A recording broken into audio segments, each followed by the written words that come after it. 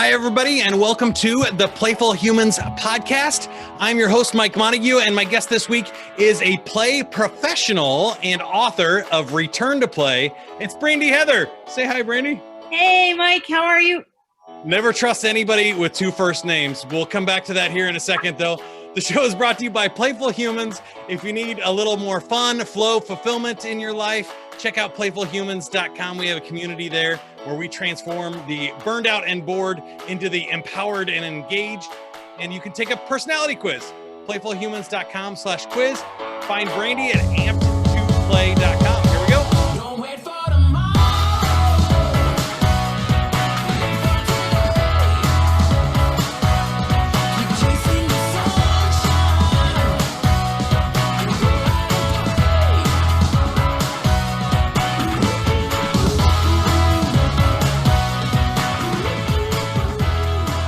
We like to start out with the joke of the week. The joke of the week is brought to you by March. Now with more madness, enjoy March today. What do you call cheese you haven't paid for yet? You know, Brandi? I don't know. What do you call it, Mike? Nacho cheese. All right, there you go. That's bad. Try that one with your friends and family this week. That's an old joke, but it is absolutely one of my favorites. I've been saving it in the can here. So, Brandi, tell me about being a play professional. You do diversity, inclusion, and play training for companies, individuals, all kinds of different organizations. What in the world? Most people might not even know that's a thing. Obviously, there's diversity and inclusion training, but what is the play part of that? Well, it's interesting, Mike. Thanks for having me today. This is exciting for me.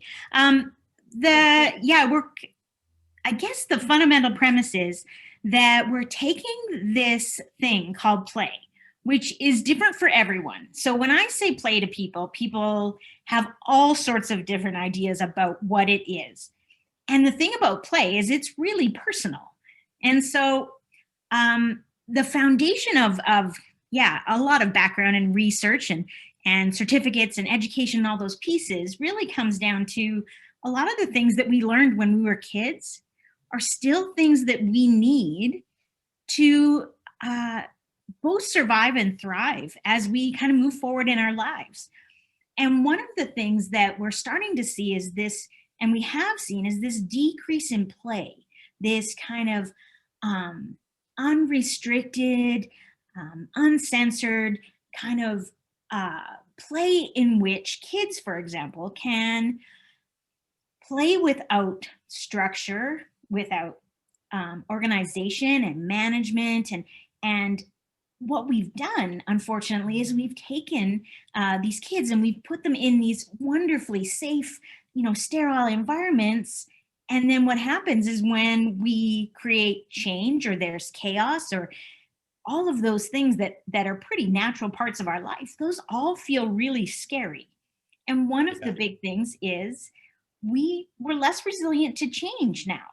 So the change that might have caused us to be really anxious 20 years ago is now actually the change that makes us really anxious in a moment. And that can be differences in people and how they communicate and how they move and who they are and where they come from. All of those things are differences that we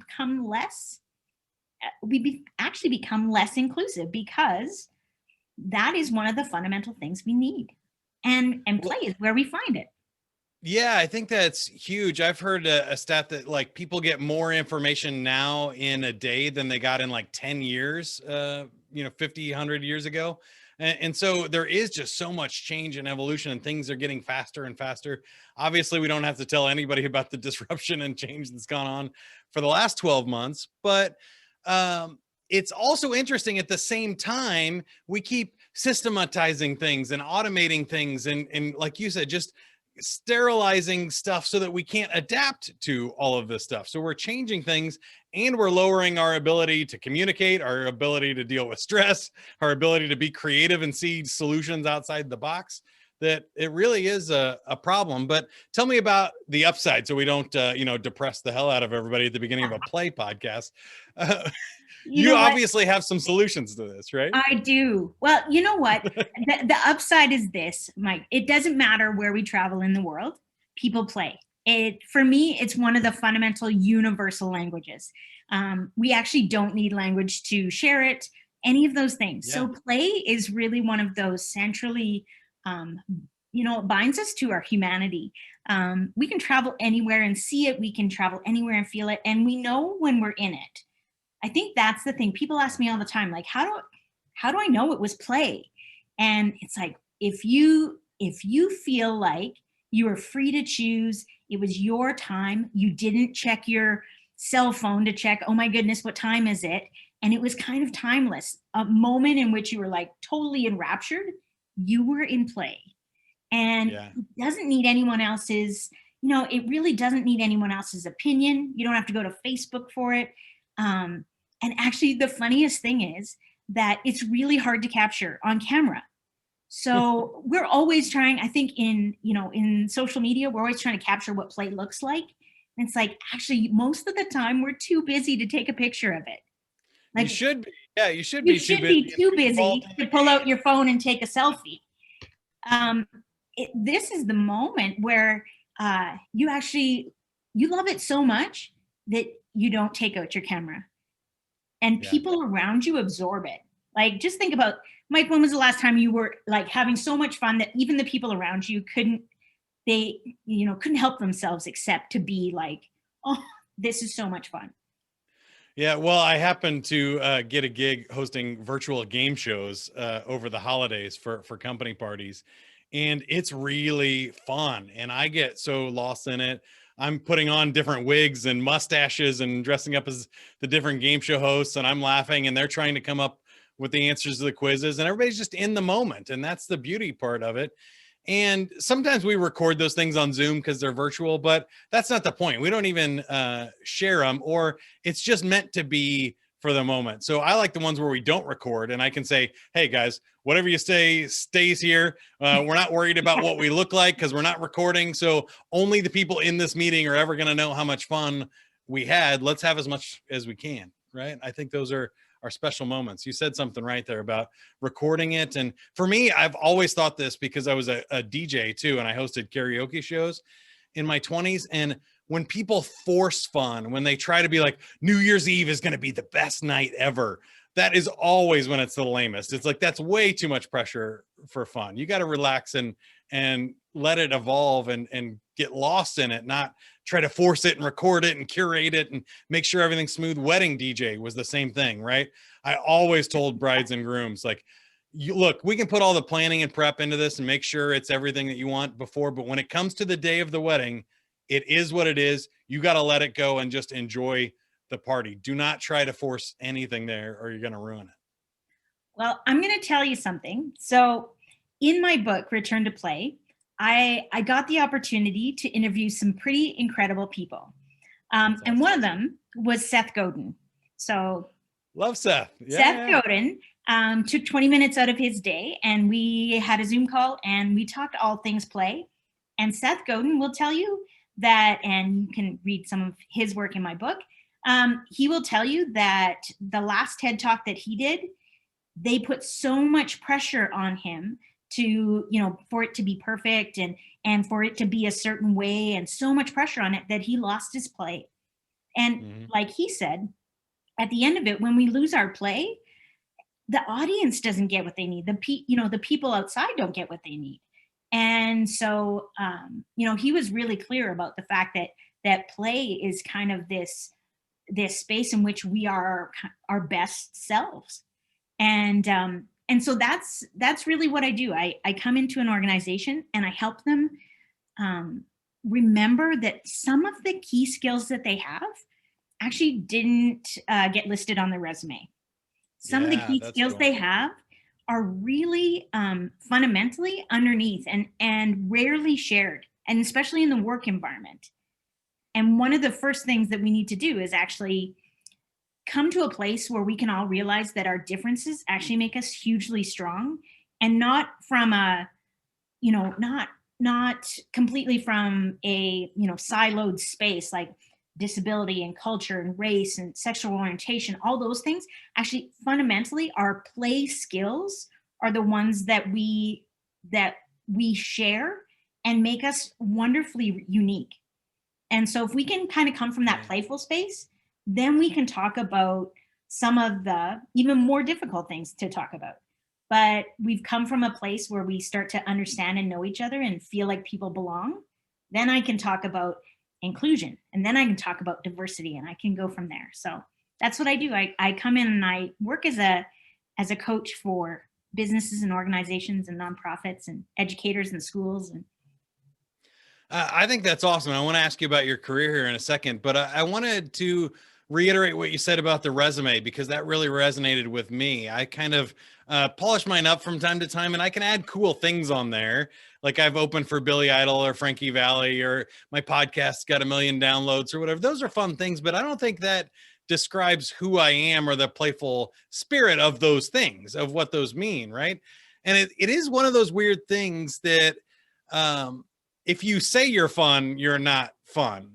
Comedians say that all the time, right? If you have to tell somebody you're funny, you're not funny, you would have just said something funny and made them laugh, right? So do you find that with play too, and some of these creative things that you, if you're coaching somebody else, you would say like, you have to demonstrate your awesomeness, or you have to be playful, not say you're playful. But that is kind of a weird, just tension there, right? well, it's funny because I can't tell you the amount of pushback you get in very serious spaces, right? When people say, "Oh, you've hired a play expert to come in and work with your company," and so actually, the first thing that we have to kind of get over is ourselves, Mhm. because we spend so much time in this kind of ego space that says work is not play. Work is meant to be a very serious thing in which we are dedicated and fundamentally passionate about. But what we lose in some of that standardization and that ego is we come up against things like, how does your organization play? And people would say, well, we don't play, we work here. And Right. right, like there's a Yeah. really clear wall, and actually getting over the wall is my favorite task to do, because that wall is actually a fear of being seen as anything less than this professional, anything Polished. Yeah. less than polished or perfect, and those pieces. So my favorite wall to climb with people and organizations is that one that says I don't play, or I have no idea how that can fit in my organization. That's my favorite thing for people to say. Yeah, and I guess you hit another thing there for me that I think is interesting. I've heard the word status, and that's another Seth Godin thing. So I'm a huge fan. You said like, two of my favorite words there together. Um, I Me saw him too. speak at ATD last January before all hell broke loose, and I had to sneak backstage and use some of my ninja sales skills to get to meet him. But I got to meet him and take a picture, and it was so much fun.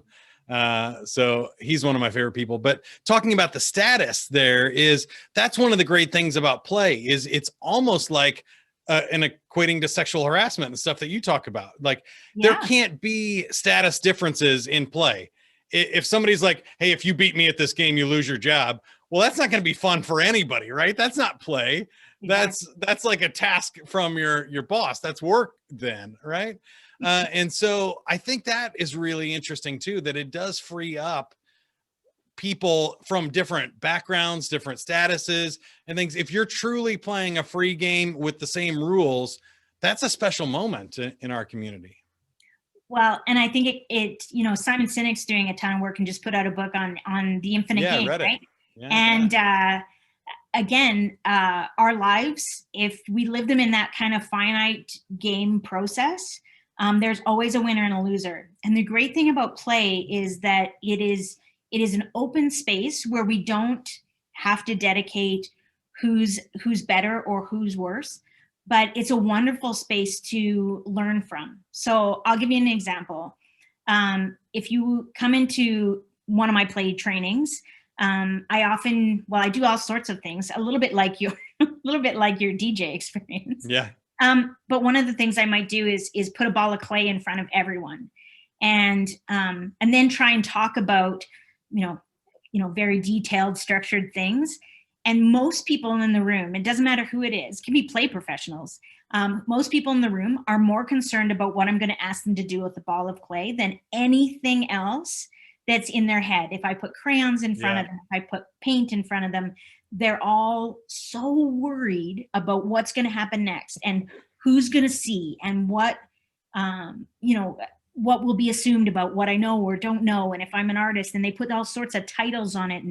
And from that point, man, I can take you to 1,000 places from there, because our fear of getting our hands in and being messy or not good at something or not know what's next is actually a skill we need to build, because we're not, as humans, we're not becoming more resilient to the things that change us and things that are different from us. We're actually becoming less resilient because we've created all these wonderfully safe places where somebody always catches us. And we've forgotten how to, fall down and kind of like brush our hands off and say, whew, I'm going to try again. Like, yeah. And play is exactly where you learn that. And that's even, I'm sure you've read the research by like Dr. Stuart Brown and stuff. That's how animals play. Yeah. You mentioned earlier, we all, across the world speak ball, but other species play too. You can play with your cat or your dog. They know how to play. And you don't have to be able to communicate with them. I think that's so huge, but that's how we as animals on this planet learn our boundaries. We learn, how high we can jump, how far we can run and stuff, and push limits before somebody else gets mad, and all these great societal things that people are losing, right? Even communication and working as a team and all that stuff is much easier to learn when there's not pressure on it to be perfect or to perform, or if you don't get this project in on time, you're gonna, get in trouble or mark on your permanent record. None of that allows for creativity and failure. And if you think about it, some of our greatest societal challenges, disease, poverty, homelessness, all of those pieces need a creative and innovative solution. But if we stay in this kind of afraid to try space, or always being in this protective space, the chances that we're going to risk having an answer that no one has had before, or bring to the table ideas no one has thought of before, that's a really frightening space if you think all the time that you're going to be judged or seen. And so even the guts to change the world, even the guts to try and fix homelessness, whether that solution is obvious or creative, I mean, who's got the guts to say I have an answer for that question, right? Right. And so I think some of our greatest societal challenges come from the inability to risk. Again, I think I think we need to start at 0 and go to 105 or 10 or whatever that is, right? Because we often do to children what we do to our adult parents as they get older, right? It's like we just become more and more protective, and it's like, oh, don't do that because you might get lost. Don't do that because you might fall down. Don't do that. It's like, oh my goodness, this is the time of your life. Go. This is where you do need to take those risks and do those things you've never done. And so I love those quotes. Like, we spend the first 2 years of your life trying to get you to stand and talk, and then the next 98 telling you to shut up and sit down.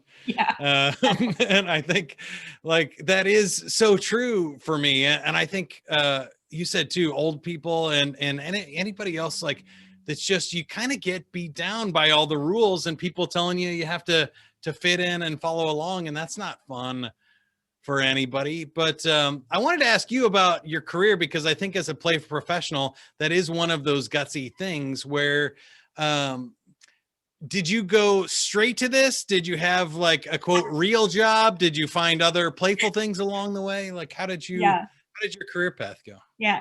It's funny because people often say, oh, that's really cool. That sounds really neat. What's your real job? Right. Yeah. What do you really do? It's even better when your kids say it though to other people. They're like, oh, what does your mom do? And they're like, she's in play. It's like, no, what does she do? What does she do? Play? Yeah. So actually it's really funny, Mike, because it's it's kind of a lifetime of play pieces, right? So my play actually started in teaching. I always wanted to teach. And so I became a teacher, and then I became a teacher in post-secondary. So I was a college professor for 21 Nice. years. But I was kind of a weird college professor. I was in kinesiology and sports studies, so kind of anatomy and physiology and biomechanics and those kinds of pieces. I was really interested in movement, but I was really interested in movement from this point of inclusion. So I taught adapted physical activity for 20 plus years at the college level. And I realized over time that my toolkit was actually play.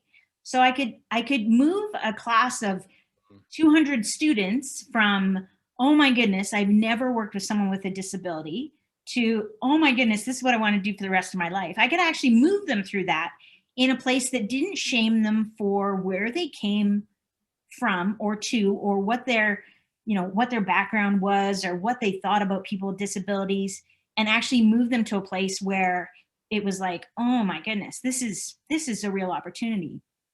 And so, yeah, for 20 years, I was kind of this college professor that didn't fit. So down a hallway, if you can imagine, on both sides, I would have like these high performance coaches and exercise physiologists, anatomy experts, so all down this hallway. And I was always kind of this out of place, but wonderfully out of place person, in which you could always come to my office for Play-Doh, plaster, paint, clay, right? I had everything. And that's how I taught. So I taught using a medium no one had kind of even thought of. No one had been like, what we're going to do is, take artistic materials and we're going to teach communication or Yeah. biomechanics or those kinds of things. So yeah, that's where I came from as a college professor.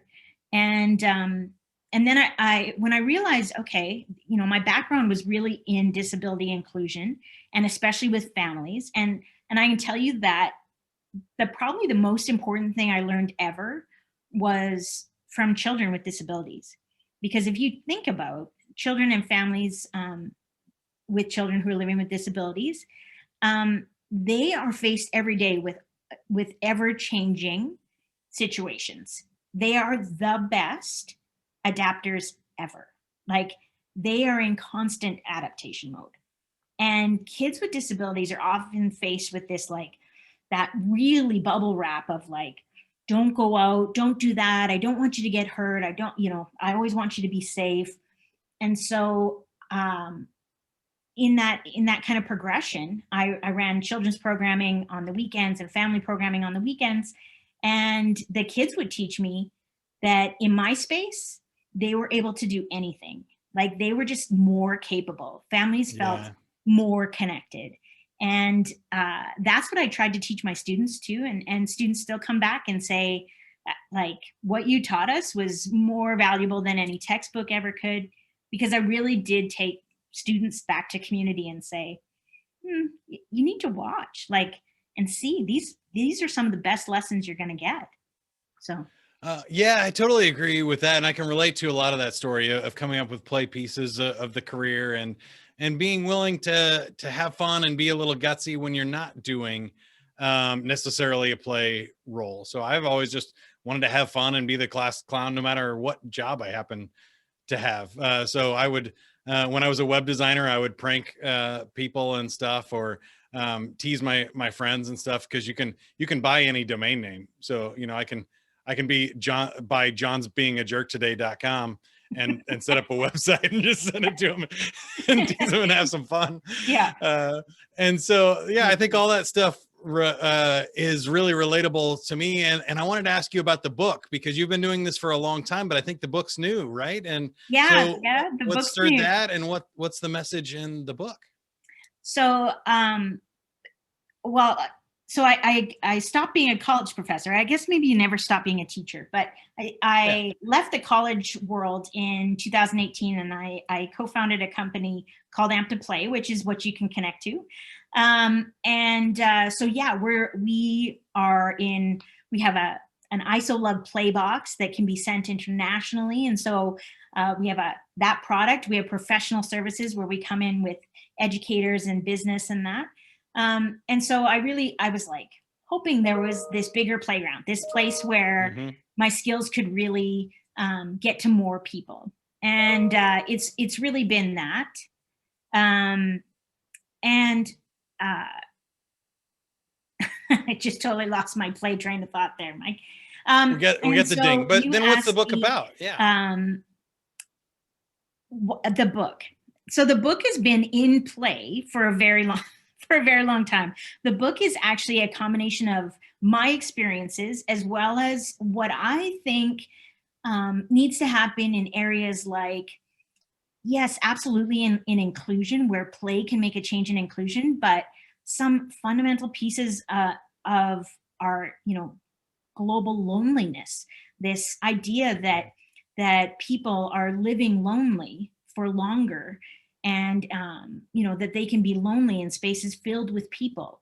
I address in the book, I address things like mental illness, and I address our physical ability to play, and how our change in spaces, so the amount of room that we're allowed to play in now is so reduced, and how that's actually changing the way we react. I talk about great connections to everything from playgrounds to what we're doing in our own homes, and what we not it's not a how-to book, it's a what do you think about book. What do you think about the fact that as we get older, we become less playful? And when was the last time you played, and how is that affecting what you do? And it gives some ideas about what we can do to change our spaces, our personal spaces, and then our workspaces and our educational spaces. It highlights the importance of educators. It highlights the importance of helping educators find their play again, and returning to this place where they are their most creative and innovative selves, because that's what we want for our kids. And it's got interviews with Seth Godin, personal interviews with Seth Godin, and commentary from Daniel Pink. I was so lucky with this book. People wanted to talk about it, and the research is rich, and the storytelling in the book is rich. So my hope is that people pick it up and they want it, be on their bedside table and in their briefcase as well. So. Yeah, I think that's awesome. I can't wait to read it myself, but check out the book, Return to Play, anywhere you can get a book. I'm sure you can find that one, or just go to the website amped2play.com. That's the number 2 there, amped2play.com, to find more about Brandi Heather. So Brandi, it's now time to play. So okay. We know that the play can't be forced on anyone. We've talked about it already today. So I will give you the free choice. Would you like to get weird, or would you like to walk away? No, let's get weird. All right, here we go. We're spinning the prize wheel. There are 10 games on the wheel that it could land on. We'll see which one you get. It is awkward questions. Awkward questions. Okay, in front of me, I have several questions. I'm going to draw a few for you and see what you have to say to this awkward question. Brandi, if you could send one celebrity to exile on a remote island, who would it be and why? Oh, celebrity. Well, I've got to start with Brad Pitt. I don't know why that comes to my mind, but I think Brad Pitt should be on an island all by himself. Now, I'd like a rowboat so that I could help, because you can't be on an island by yourself without play. So okay, yeah. I don't know where you're going with that one. That's a good creative. It's actually an awkward answer. Yeah. We talked about homelessness. That's why they're called awkward questions. Yeah. We talked about homelessness today. If you were homeless, but could choose any city to live in, what city would you be homeless in? Maui. Oh, yeah. That's a good call. Solid for sure. All right, one more. If animals could talk, do you think humans would still eat them? Oh, yes, we would. I think we would. It's a popular answer. I've asked that one a couple of times outside of the podcast, and I've still gotten yes to that. It surprises me. Yeah, there's certain things, I think we'd have to go backwards to go forwards on that one. It's like if they talk from the beginning. Well, That's true. Yeah. So they would probably still eat them. Yeah. Because we're at the point now where we're not seeing the animals anyway, right? Yeah. We're seeing the Yeah. byproducts. Exactly. So it probably wouldn't change a whole lot if they just started talking tomorrow. Now, if salad starts to talk, I'm okay with that. Then we're in trouble. No, I was going to say, yeah, if plants start talking, then we definitely need to check out what we're doing with the environment. I agree. But I really appreciate you being on the podcast, Brandi. Any final thoughts for us? No, just a shout out to get out there and return to play. It is a vital part of who we are and who we can be. I love it. Again, Brandi Heather, find her at amped2play.com. Check out the new book, Return to Play, wherever you can get books. I'm Mike Montague, and I'm at playfulhumans.com. You can take a personality quiz at playfulhumans.com/quiz. Find out how playful you are and what type of playful personality you have. Do you like to be athletic and run and move, or do you like to paint and draw and solve puzzles? You can find that out at playfulhumans.com. And as always, whatever you are, be a good one. That's what I always say. Don't wait for tomorrow. Live for today. Keep on chasing the sunshine and go out and play. Go play, everybody.